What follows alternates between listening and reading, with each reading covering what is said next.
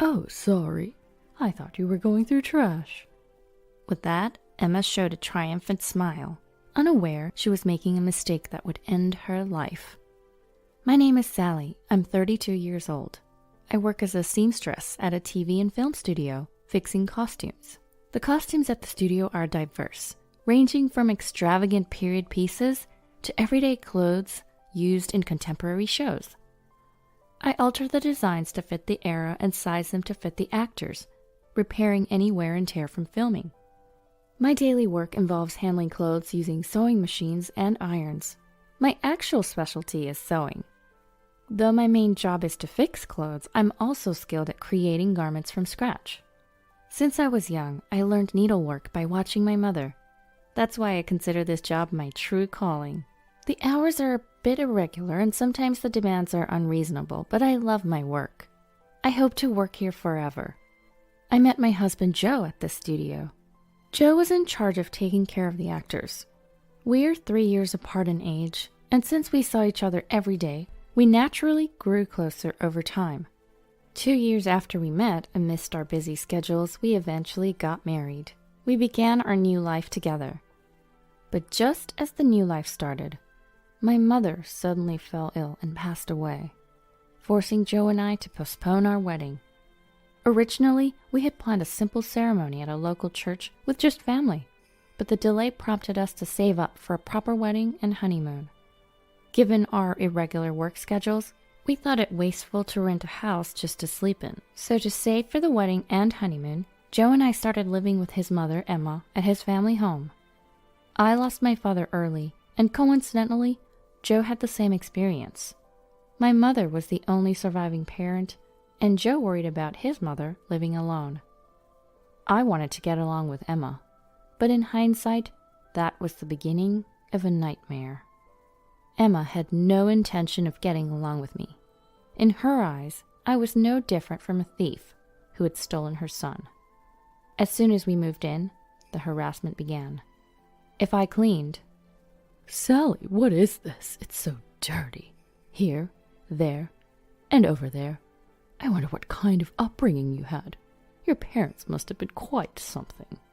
I endured the harassment, trying to keep up with the cleaning, even causing my hands to crack and bleed. The strictness regarding household chores was unimaginable. Cleaning, laundry, cooking. If anything was even slightly unsatisfactory, no matter how tired I was, she would make me do it over with a nonchalant face. The more tired I was, the worse the harassment got. No matter how perfectly I did something, she would always find a flaw. I remember scrubbing the sink all night long. It seemed like she was displeased with everything about me.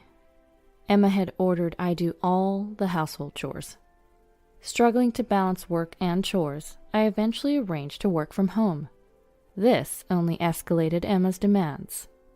Day in and day out, I was like Cinderella, slaving over household tasks. "Is the laundry done? The curtain upstairs is torn. Fix it.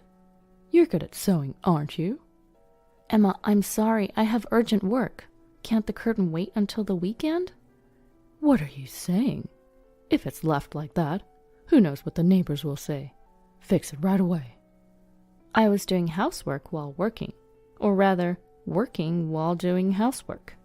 Oftentimes, I had to work through the night, because the chores never ended. Emma seemed to thoroughly enjoy watching me become more and more exhausted. She was a perfect sadist, torturing me with her harassment, especially during the daytime when Joe was not around. The relationship between Emma and I was like that of an owner and a maid. I did all the housework. I had pride and couldn't easily confide in Joe. I did my best to fulfill my role, but more than the physical strain of the chores, there was something even more mentally taxing. Occasionally, Emma would invite neighbors over for lunch, and those were truly like hell. Emma was even harsher in front of the neighbors. From their conversation, I could hear them bad-mouthing me. "Seriously, she's such a terrible daughter-in-law. I have to educate her every single day. My son is blind to it, but I'm not fooled. She's just so unlikable and lacking in common sense. I listened to the neighbors' laughter, chiming in as if in agreement, and thought to myself, who's the one lacking common sense? Once housework is done, it's done, but their harsh words linger heavily on my heart. Honestly, I felt like I was reaching my limit every day. If this continued, I felt like I might lose my mind. But that wasn't all. Jo has an older sister, Sarah, who's 38. Sarah lived with her boyfriend in a nearby town. If I were to describe Sarah in one word, it'd be stingy. She would come to eat lunch at our house almost every day, probably to save money. The worst part was her unannounced visits. Since I never knew when she was coming, I couldn't have her portion of the meal ready. She would casually eat my food and leave. Everything she owned was hers. Everything at her parents' house was hers. She would just take anything that was at the house. Perfect. I was just running out of Kleenexes. I'll take these. But Sarah, I just bought those for Emma. Then I'd get a glaring look. What are you talking about? You're always home, aren't you? Just go buy more. Like mother, like daughter. It's a wonder how Jo turned out so well.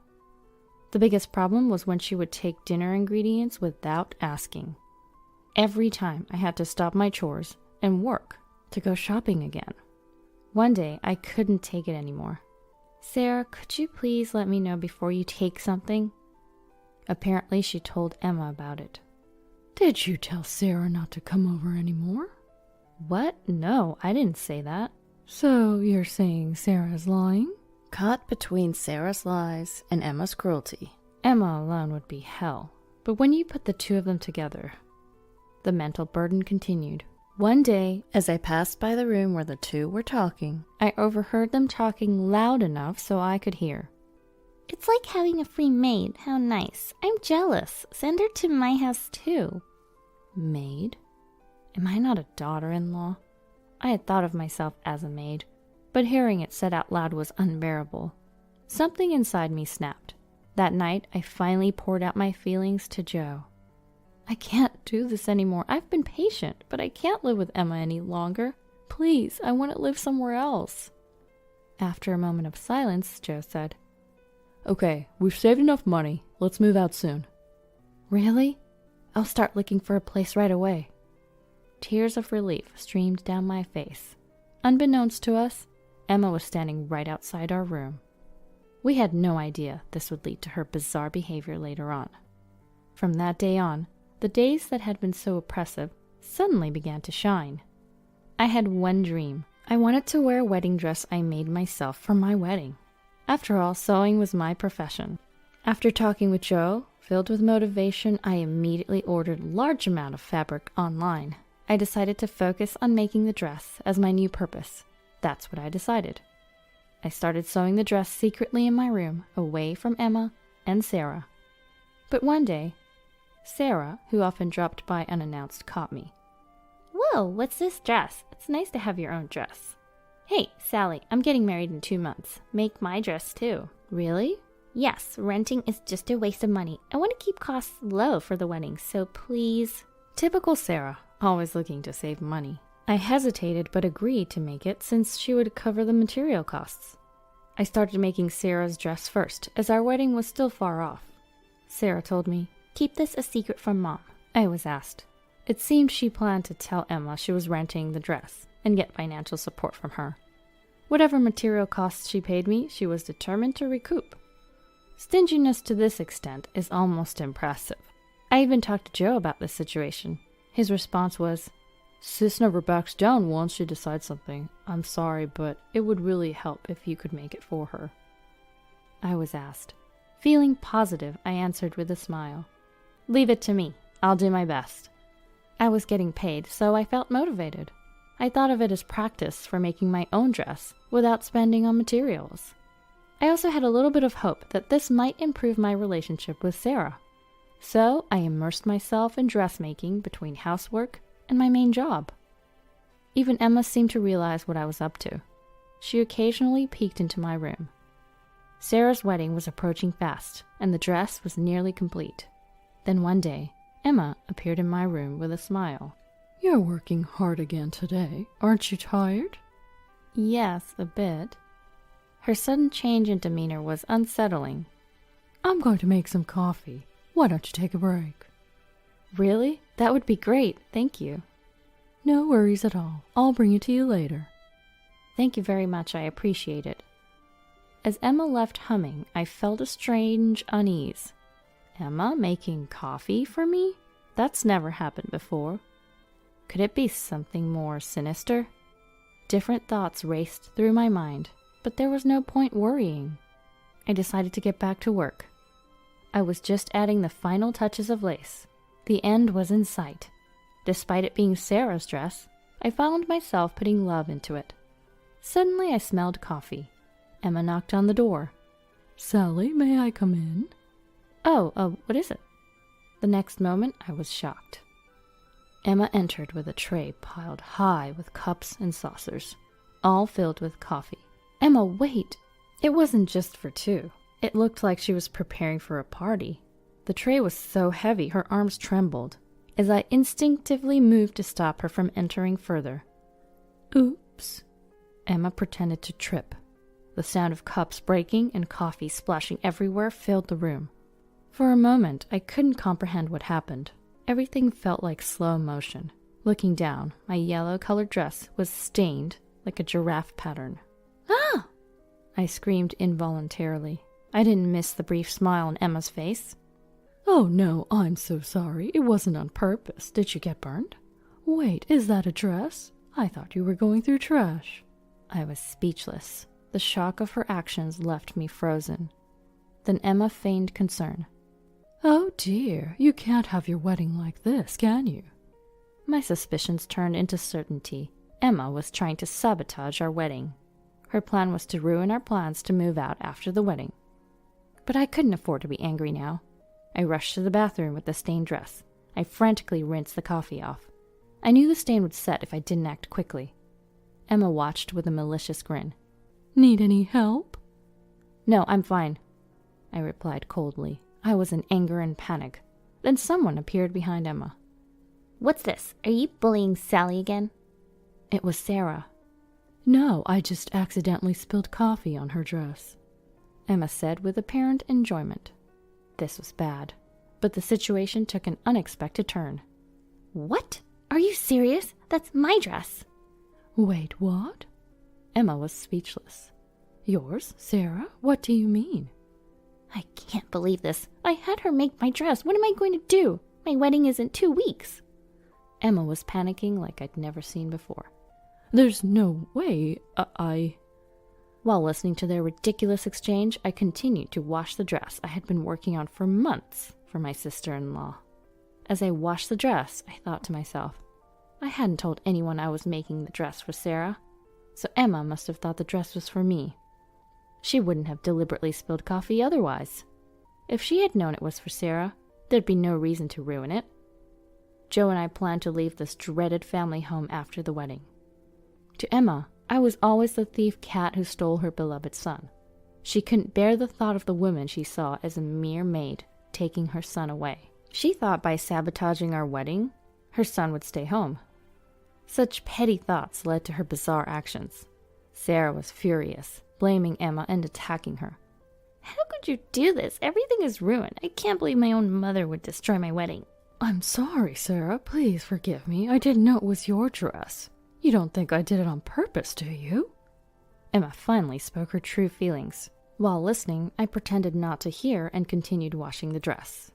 Then, so, you thought it was Sally's dress and deliberately stained it? A man's voice echoed. Everyone turned around at once. Oh, Joe, when did you get here? So that's what happened, Mom? Joe stood there with an indescribable expression.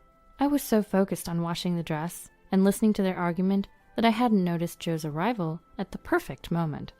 He had been silently observing the ugly quarrel between his mother and sister. Joe slowly began to speak, looking utterly disappointed. You saw Sally working hard on that dress every night, and yet you deliberately stained it. That's truly despicable. It's not like that. This is... Don't make excuses, Joe shouted. Emma and Sarah were taken aback. Emma, in particular, had probably never imagined being yelled by her son she cherished so much. Joe continued calmly, yet sadly.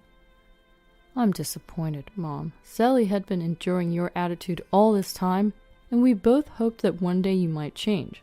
Sally was patient for my sake, because you're my mom. Hearing this, I felt tears welling up. I had somewhat seen Joe as indecisive and too submissive to his mother, but that was a complete misconception. Before me stood a man determined to protect the woman he loved. Joe's firm stance, though out of place in the situation, made me fall for him all over again. He continued addressing Emma. And it all comes down to this? I can't just overlook it. Mom, sorry, but Sally and I are leaving this place as soon as possible. I plan to stay here until the wedding for your sake, but I can't stay any longer. This time it was just a dress, but who knows if Sally could be in danger next time. It'll be too late then, Mom. Danger? I would never put her in danger. How can you even say that after ruining Sally's hard work so casually? Joe's anger was palpable, but this was his mother. Instead of using abusive language or an overbearing attitude, Joe quietly vented his anger on Emma. His expression was something I had never seen before, anger mixed with an indescribable sadness. He was denying everything about his mother who had always doted on him. Emma seemed deeply affected. She was speechless, reduced to tears. Emma, who was usually quick to aggressive remarks, was now crying. Sarah was also stunned, alternating her gaze between Joe and Emma. Later, Sarah canceled her wedding. Since it was so close to the date, she was not getting any of her money back. It's not my fault at all. Emma was the one who paid for it, so Sarah wasn't losing any money. Emma seemed to finally regret her thoughtless harassment that had spiraled out of control.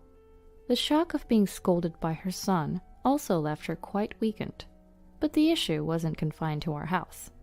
Sarah's sudden cancellation angered her boyfriend and his family. Eventually, Sarah ended up breaking up with him. Emma was continually blamed by Sarah for this outcome. After we left the family home, Emma occasionally contacted us. She was asking for money. One reason she didn't want us to leave was the financial aspect. While living together, we contributed to the household expenses. But Emma had no income apart from her pension. It seemed she had been relying on our money. However, every time Emma called asking for money, Joe refused. Mom, why don't you work? There are plenty of jobs out there. We need to be independent, you and us. Please, leave us alone. Emma pleaded not to be abandoned, but Joe remained firm. His resolve seemed to stem from a sense of duty. Later, Emma started working as a janitor. Her strictness with cleaning seemed to fit the job, which was ironically a bit amusing. Sarah, after breaking up with her boyfriend and moving out of their apartment, returned to live with Emma. She completely stopped working, relying on Emma's part-time income and pension. I saw her once, and she was unrecognizably overweight. Joe and I moved into an apartment and are enjoying our new, happy life. There's no one here to make snide remarks or be sarcastic. Our life now is so blissful compared to our time in that dysfunctional family home. We've finally set a date for our wedding. We decided on a small ceremony with just friends and colleagues, and chose not to invite Emma and Sarah. We didn't want any disturbances, especially considering both are in a dark place right now. But that's just how it has to be. They brought it upon themselves. I've started making a new dress for the big day. It's going to be much more beautiful than the one that ended up with a giraffe pattern.